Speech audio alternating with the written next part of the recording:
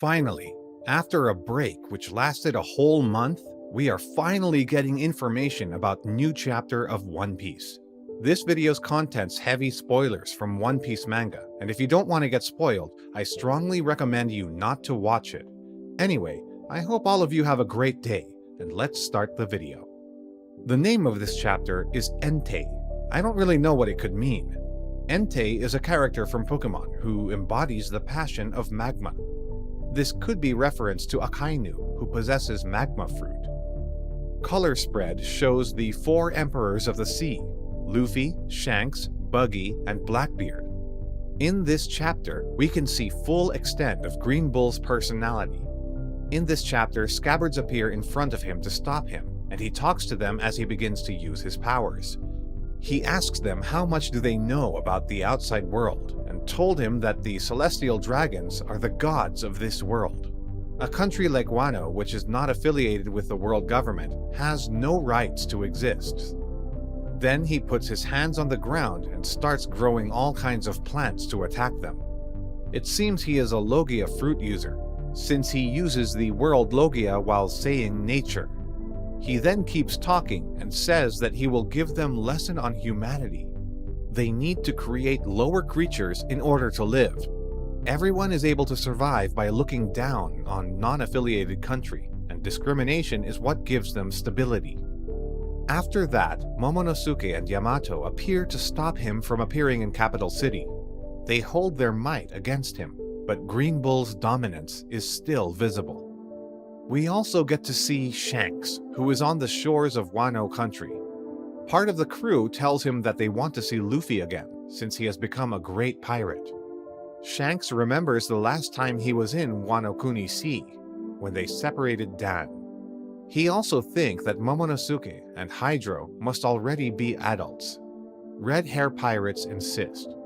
Lucky Roo and Bonk Punch say how badly they want to see Luffy, and how amazing he truly is. Then Usopp interrupts them by saying that he is not mentally prepared to meet his son yet. Lemon Juice then notes about Justa's kid, who remembered their fight against him.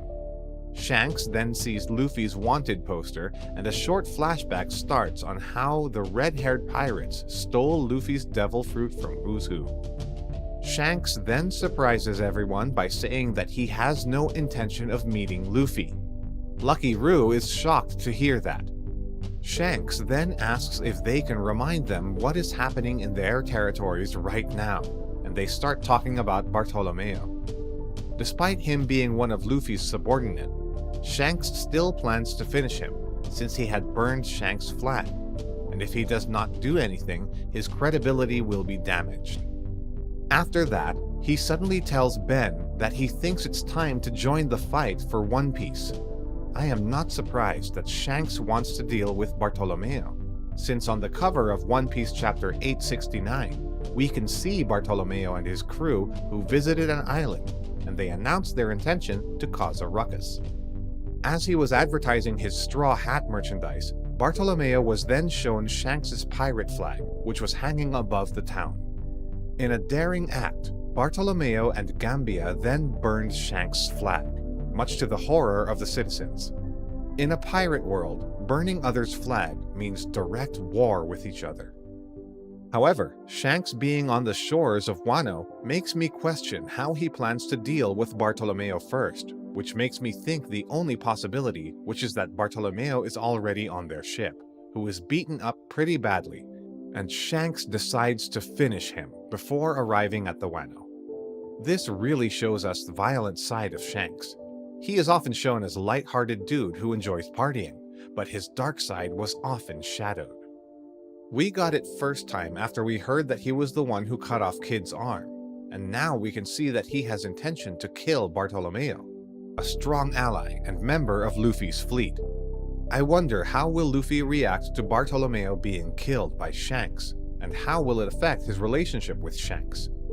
I also expected that the meeting of Shanks and Luffy would be much later in the upcoming Elbaf arc. I did not expect it to be on Wano. However, I am very glad that it is happening soon, and I can't wait to see Shanks and Luffy and Usopp and Yasopp being reunited. However, due to Bartolomeo and Shanks' past with Kid, their reunion will most likely not go down as people expect it to be. It also seems that Shanks' goal is also to reach One Piece. His words, "It's time to go for the One Piece," makes me think so. A lot of people thought that Shanks was like Whitebeard, who became an emperor and had no intentions on reaching One Piece and becoming king of the pirates. However, it seems that it is not like that. It seems he also has plans reaching Raftel and finding One Piece, which is not too surprising since during Oden's flashback while Roger Pirates reached Laugh-Tale, Shanks stayed in Oro Jackson to take care of Buggy, who had a fever. Shanks said that when he and Buggy would become pirate captains, they would find One Piece by themselves. His goal to reach One Piece makes me think that he reached Wano, not only to meet Luffy, but to get Kaido's poneglyph too. However, the most unexpected news, I think, is the fact that the news says that Sabo has killed Nefertari Cobra, and Sabo and the Revolutionary Army successfully helped Kuma. Because of that, Sabo is called Emperor of the Flames. Well, when I first read it, I was very surprised because despite Nefertari Cobra being a member of one of 20 royal families, he and her daughter, Vivi, were actually one of few good-hearted royal family members, who helped Straw Hats to defeat Crocodile, an evil Shichibukai, and because of the fact that Nefertari family and Sabo strongly respected Luffy, I thought that when the fight would break out between revolutionaries and the world government, they would fight side by side. However, the news shows us a very different picture. This makes me think that the world government is accusing Sabo on killing Cobra, since we know that in Reverie arc, Gorosei labeled Nefertari family as traitors since they did not join other royal families in Holy Land of Marijois, and decided to stay in their kingdom. Im-sama also targeted Vivi, who is a daughter of Cobra. I believe the world government also tried to kill Vivi, but she escaped with Sabo. Also, the hints about aftermath of revolutionaries infiltrating Marijois finally make sense. A lot of people thought that Sabo and Vivi were in danger, given the fact that Dadan and Alabaster residents were mourning after hearing news from Marijois. Personally, I would dislike the fact if Sabo was captured by the world government, and after hearing that, Luffy would decide to save him, and unlike in Ace's case, this time, he would be able to save his brother. A lot of people thought that it would be very good for story if that happened, since it would show us Luffy's growth as a character and as a combatant. However, I did not like it, since it would be just Marineford 2.0. And would be very disappointed if the same things happened again, and I'm very happy that revolutionaries in fact succeeded. They managed to save Bartholomew Kuma, who was a slave for celestial dragons. I am very happy to hear that, since it was very sad to see Bartholomew Kuma, who was once feared as an extremely vicious pirate, earning himself the title Tyrant, being literal slave for world nobles. I also wonder how the revolutionaries managed to rescue Kuma and how the fight went down. Revolutionaries were obviously outnumbered, and in the Marijois, 2 admirals were also present. No matter how strong Sabo is, 2 admirals were too much, even for him.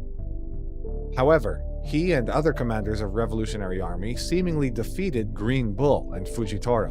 But according to Unknown Marine, the reason why admirals were unable to defeat them was that they were unable to use their full power and couldn't fight properly in the lands of the gods. Kizaru then talks about the incident of attempted murder about St. Charles, Kuruma. New character, who is the leader of Marine Investigation Unit, answers him that regarding to St. Miosgard and how he helped the suspects to escape, there was a trial in the land of the gods, in which the Knights of Gods intervened, which made things more complicated. I really wonder who the Knights of Gods are. Are they special combatants who only work under the command of celestial dragons? Hope we will hear about them soon. They then talk about Sabo and how his popularity skyrocketed after this incident. People starting treating him as God, and he was labeled as Sabo the Flame Emperor. Kuroma says that his popularity might even have surpassed the influence of Monkey D. Dragon. In the last panel of this chapter, we see Akainu looking at the sea from his office, who says that he became the fleet admiral during very chaotic time, but no matter what is coming, he will finish them all. This last sentence was very badass from him. Akainu has been one of the best characters that was introduced in the series, and it's such a shame that we know so little about him. Hope we will see him into action soon. Anyway, I guess this is all for today. What do you think about this chapter? Why did Shanks decide not to see Luffy, and how will Luffy react to Shanks beating up Bartolomeo? Let me know in the comments. Like this video and subscribe to this channel for more. Astro D Jack out. Bye!